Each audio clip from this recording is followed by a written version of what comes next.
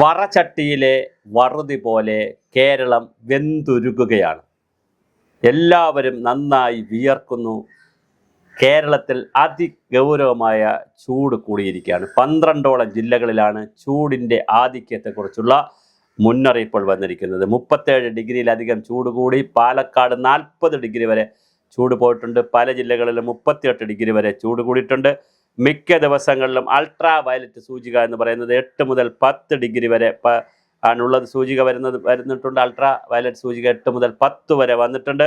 ചില സ്ഥലങ്ങളിൽ അത് 10 രേഖപ്പെടുത്തുന്നുണ്ട്. 6 മുതൽ 7 വരെയാണെങ്കിൽ മുൻകരുതലും 8 മുതൽ 10 വരെയാണെങ്കിൽ അതീവ ജാഗ്രതയും പുലർത്തേണ്ട ഗുരുതര സാഹചര്യമായാണ് കണക്കാക്കുന്നത്.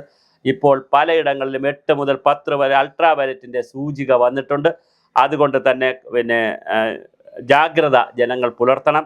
കൊട്ടാരക്കരയിൽ ഉള്ള ആണ് ഈ സൂചിക ഉള്ളതെങ്കിലും കൊല്ലം ജില്ലയിലുള്ള എല്ലാവരും ജാഗ്രത പുലർത്തണമെന്ന് പറഞ്ഞിട്ടുണ്ട്. രാവിലെ 10 മുതൽ വൈകിട്ട് 3 വരെയുള്ള സമയങ്ങളിലാണ് ഉയർന്ന അൾട്രാ വയലറ്റ് രശ്മികളുടെ ഒരു തീവ്രത രേഖപ്പെടുത്തുന്നത്. ഈ കൂടുതൽ സമയവും സൂര്യപ്രകാശം തുടർച്ചയായി ശരീരത്തിൽ ഏൽക്കാതിരിക്കുന്ന അൾട്രാ വയലറ്റ് രശ്മികൾ ഏൽക്കാതിരിക്കാനുള്ള വളരെ പ്രധാനപ്പെട്ട കാര്യങ്ങൾ ചെയ്തേണ്ടതാണ്. പസഫിക് ഓഷനിലെ സൂപ്പർ എൽനിനോ എന്ന് പറയുന്ന പ്രതിഭാസം ഉണ്ടാകുന്നുണ്ട്. അങ്ങനെ ഒരു പ്രതിഭാസം ഉണ്ടാകുന്നതെന്ന് പറഞ്ഞാൽ കടലിൻ്റെ മേൽത്തട്ടിലെയും അടിത്തട്ടിലെയും ചൂടിൻ്റെ വ്യത്യാസങ്ങൾക്കനുസരിച്ച് ഉണ്ടാകുന്ന പ്രതിഭാസത്തെയാണ് അല്ലെങ്കിൽ അവസ്ഥയാണ് എൽനിനോ എന്ന് പറയുന്നത്. ലാനിനോ എന്ന് പറയുന്ന തണുപ്പിൻ്റെ അവസ്ഥയുമുണ്ട്. എൽനിനോ എന്ന് പറയുന്ന ചൂടാകുന്ന അവസ്ഥയുമുണ്ട്. എൽനിനോ ഉണ്ടായിക്കഴിഞ്ഞാൽ അതിൻ്റെ തൊട്ടടുത്തുള്ള പ്രദേശങ്ങളിലെ കാലാവസ്ഥയെയും മണ്ണിനെയും വെള്ളത്തെയും മഴയെയും എല്ലാം സ്വാധീനിക്കും. അങ്ങനെ പസഫിക് ഓഷനിൽ ഉണ്ടാകുന്ന എൽനിനോ സൂപ്പർ എൽനിനോയുടെ ഭാഗമായി ഭൂമിക്കാകെ പല പ്രശ്നങ്ങളും ഉണ്ടാകാം. അപ്പോഴും ഇന്ത്യൻ മഹാസമുദ്രത്തിലെ ഇന്ത്യൻ ഇൻസ്റ്റിറ്റ്യൂട്ട് ഓഫ് സയൻസിൻ്റെ ബാംഗ്ലൂരിലെ ആസ്ഥാനം ഇന്ത്യൻ ഇൻസ്റ്റിറ്റ്യൂട്ട് ഓഫ് സയൻസിൻ്റെ ആളുകൾ പഠിച്ചതനുസരിച്ച് ഡൈപോൾ എന്ന് പറയുന്ന ദ്വിധ്രുവ ഒരു പ്രതിഭാസം ഇന്ത്യൻ മഹാസമുദ്രത്തിലുണ്ടാവും. പടിഞ്ഞാറേ ഭാഗത്തും കിഴക്കൻ ഭാഗത്തും 2 തരത്തിലുള്ള താപ വ്യത്യാസമായിരിക്കും. അതിൽ പടിഞ്ഞാറേ ഭാഗത്ത് താപം കൂടുതലാണെങ്കിൽ പോസിറ്റീവ് ഡൈപോളും കിഴക്കാണ് കൂടുതലെങ്കിൽ നെഗറ്റീവ് ഡൈപോളും എന്ന് പറയും. രണ്ടിടത്തും തുല്യമാണെങ്കിൽ ന്യൂട്രൽ എന്നുള്ള അവസ്ഥയിലാണ് വരുന്നത്. ഈ ഡൈപോളിൽ ഉണ്ടാകുന്ന വ്യത്യാസങ്ങൾക്കനുസരിച്ചും മഴയിൽ വ്യത്യാസമുണ്ടാകാം. മഴ നിയന്ത്രിക്കുന്നതിനെയൊക്കെ ഈ ഡൈപോൾ സംവിധാനം വലിയ സാധ്യതയാണുള്ളത്. അത് കാരണം ഈ പസഫിക് ഓഷനിൽ ഉണ്ടാകുന്ന ചൂടിനെ മാച്ച് ചെയ്യുന്നതിന് വേണ്ടി അല്ലെങ്കിൽ അതിനെ കോംപ്രമൈസ് ചെയ്യുന്നതിന് വേണ്ടി ഈ ഡൈപോൾ സിസ്റ്റം കൂടി പ്രവർത്തിക്കുമ്പോൾ സ്വാഭാവികമായിട്ട് നമുക്ക് കൂടുതൽ മഴ കുറയാൻ സാധ്യതയില്ല എന്ന് പറയുന്നു. പക്ഷേ മൺസൂണിൻ്റെ ദുർബലമായി പോകുമോ എന്നൊരു സംശയം ഇപ്പോൾ പറയുന്നുണ്ട്. സംസ്ഥാനത്ത് 38 ഡിഗ്രി മുതൽ 40 ഡിഗ്രി വരെയാണ് നല്ല ചൂടുള്ളത്. ഈ ഉയർന്ന ചൂടിൻ്റെ ഫലമായി 11 മണി മുതൽ 3 മണി വരെ ജോലി ചെയ്യുക, പുറത്തിറങ്ങുക, വാഹനങ്ങളിൽ സഞ്ചരിക്കുക, അങ്ങനെയുള്ള കാര്യങ്ങൾ ചെയ്യുമ്പോൾ സ്വാഭാവികമായി സൂര്യാഘാതവും സൂര്യാതപവും നിർജ്ജലീകരണം, ശരീരത്തിലെ വെള്ളത്തിൻ്റെ അളവ് കുറഞ്ഞു പോകാനുള്ള ഒരു 65 മുതൽ 70% വരെ ശരീരത്തിൽ ജലാംശം നിലനിൽക്കേണ്ടതുണ്ട്. ആ ജലാംശത്തിൻ്റെ അളവ് കുറഞ്ഞു പോയാൽ പെട്ടെന്ന് നമുക്ക് കുഴഞ്ഞു വീഴാനും അതുപോലെ തന്നെ ഹൃദയാഘാതം വരാനും ഒരുപാട് സാധ്യതകളുണ്ട്. അതുകൊണ്ട് തന്നെ ഈ ഹീറ്റ് വേവിൽ നിന്ന് രക്ഷപ്പെടാൻ നമ്മൾ ധാരാളം ശുദ്ധജലം കുടിക്കുക. അതുപോലെ തന്നെ മറ്റാവശ്യങ്ങൾക്ക് ജോലിക്ക് പുറത്തു പോകുന്നവർ കുപ്പിവെള്ളം കരുതണം. നിർജ്ജലീകരണത്തിന് കാര്യമാകുന്ന മദ്യം, കാപ്പി, ചായ എന്നിവ ഈ സമയത്ത് 11-നും 3 മണിക്കും ഇടയ്ക്ക് കുടിക്കുക. അതിന് രാവിലെയൊക്കെ കുടിക്കും പലരും ചായ. പിന്നെ വൈകുന്നേരം വെച്ചാൽ ഈ ചൂട് സമയത്ത് ചായ ഒഴിവാക്കുക. ORS ലായനികളിൽ പഴച്ചാറ്, സംഭാരം തുടങ്ങിയവയൊക്കെ കുടിക്കുന്നത് നല്ലതാണ്. ഭക്ഷണത്തിൽ പഴങ്ങളും പച്ചക്കറികളും കൂടുതൽ ഉൾപ്പെടുത്തുക. നിർബന്ധമായും പാദരക്ഷകൾ ധരിക്കണം. അതുപോലെ തന്നെ നമ്മുടെ വീടിൻ്റെ ചുറ്റുമൊക്കെ ഉള്ള പ്രദേശങ്ങളിൽ ചൂട് കൂടുമ്പോൾ സ്വാഭാവികമായി ചേരകളെ പോലെയൊക്കെ ഉള്ള ഈ സൂക്ഷ്മജീവികൾ, ഇഴജന്തുക്കൾ പറമ്പിലൊക്കെ വരാൻ സാധ്യതയുണ്ട്. അതൊന്ന് ശ്രദ്ധിക്കുക. കുട്ടികളൊക്കെ ഉണ്ടെങ്കിൽ അത് ശ്രദ്ധിക്കുക. അതുപോലെ തന്നെ ക്ലാസ് മുറികളിലൊക്കെ വായു സഞ്ചാരം കിടക്കുന്ന രീതിയിൽ അംഗനവാടികളിലായാലും അതുപോലെ തന്നെ മറ്റ് സ്ഥാപനങ്ങളിലൊക്കെ പിന്നെ അതുപോലെ വാഹനങ്ങളുടെ ഗ്ലാസ് പൊട്ടിത്തെറിക്കുന്ന ചില വിഷയങ്ങൾ വന്നിട്ടുണ്ട്.